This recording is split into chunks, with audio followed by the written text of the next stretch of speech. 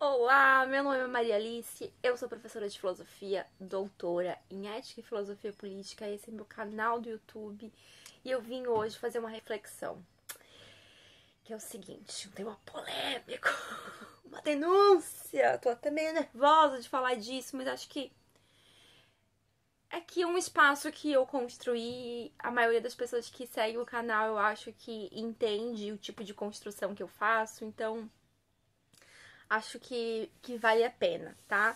A minha denúncia é a seguinte: vocês já perceberam como algumas pessoas, e aí eu tô falando assim de comunicadoras, pessoas públicas, usam a pauta da orientação sexual para dizer que então entendem a diversidade e poderem camuflar algum tipo de conservadorismo ou mesmo preconceito com outras identidades que não são identidades de orientação sexual, mas são às vezes identidade de gênero, né? Como pessoas trans, como pessoas não binárias, enfim.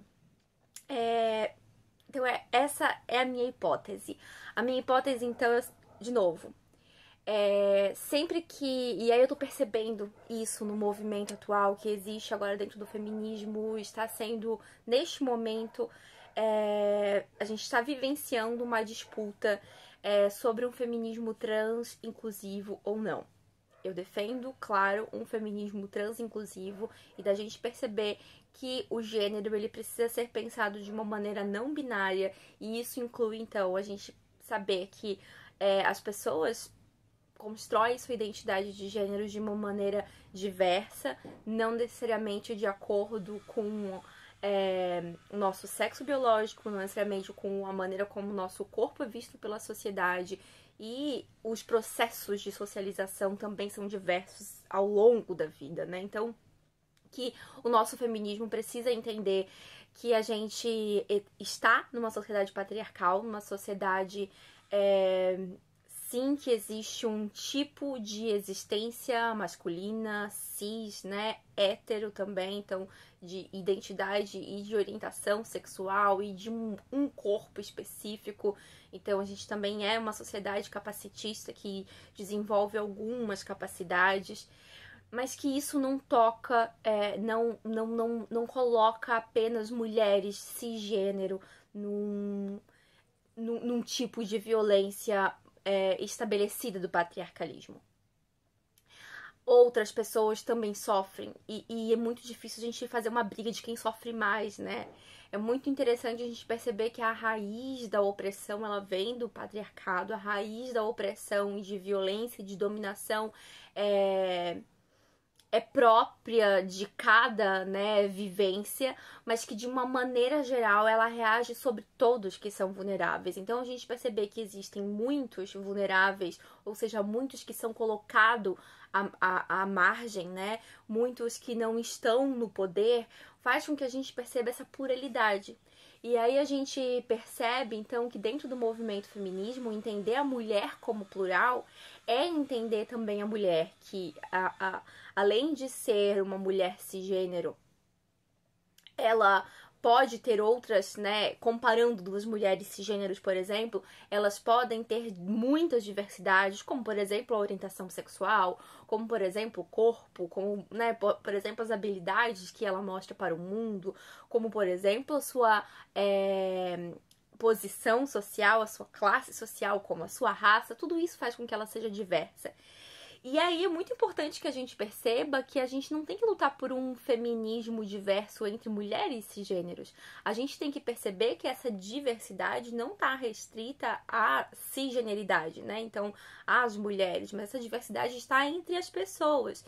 Está, sobretudo, né, de uma maneira muito relacionada àqueles que estão à margem. Então, pessoas trans, né, possuem uma vivência de socialização, de negação de direitos, de existência, de, enfim, de se mostrar para o mundo, né, que inclui nessa pluralidade. Então, ser mulher, né, como por exemplo, ser mulher trans, é diferente de ser uma mulher cis. E aí a gente tem que pensar que as diversidades não estão só entre as mulheres cis, estão entre todas as pessoas.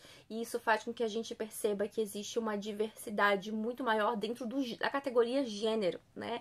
Então a categoria gênero não é só homem, mulher, mas precisa passar por essa etapa da gente entender que a pluralidade existe dentro do gênero e que tudo está relacionado, né? Não só o gênero, mas toda a construção de identidade para esse gênero e que ele é plural, tá? Essa é a primeira parte da reflexão. E aí não é uma hipótese, essa é algo que a gente precisa considerar. Aí a minha hipótese é a seguinte, de que para que as pessoas não confundam ou ofuscam a real discussão sobre mulher ser para além do que um corpo representa, né? Acabam dizendo, olha, não, eu não sou preconceituosa, não, eu entendo a diversidade, e aí abraçam de uma maneira muito mais forte a bandeira da orientação sexual. Então acaba deixando de distinguir e entender que orientação sexual e identidade de gênero são construções diferentes. Uma é sobre com quem eu quero amar, né? Com quem eu me relaciono. E outra é sobre quem eu sou, de como eu existo, né? De como eu me mostro para o mundo, de como eu me entendo. E aí acaba focando, né, apenas, por exemplo, na orientação sexual, que é a minha hipótese, e aí passa uma ideia de que, então, abrange todo o paradigma queer, todo o paradigma não binário, todo o paradigma que não simboliza essa ideia conservadora homem e mulher, sabe? E a gente tem que tomar cuidado, porque muitas vezes as pessoas, elas são... elas entendem e são, inclusive, né, possuem orientações sexuais diversas, mas não entendem, e isso não necessariamente implica que ela também não seja preconceituosa e não entenda a diversidade do gênero.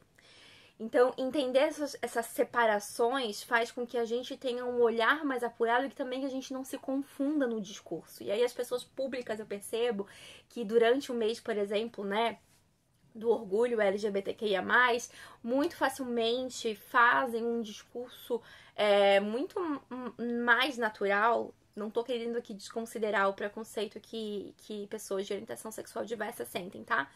Mas tô querendo dizer que às vezes a bandeira da orientação sexual, ela passa com uma suavidade maior, escondendo, né? E deslegitimando as outras vivências, sabe?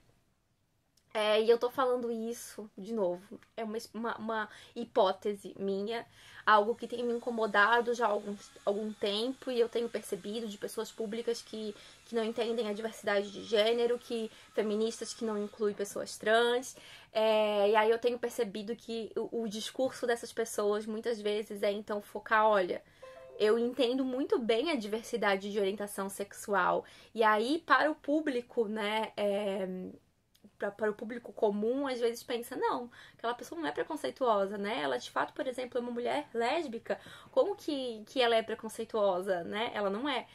Mas, segundo o público geral. Mas se ela só entende a vivência de orientação sexual diversa e não entende as outras vivências, né, de um paradigma queer que é ainda mais plural, ela também está sendo preconceituosa.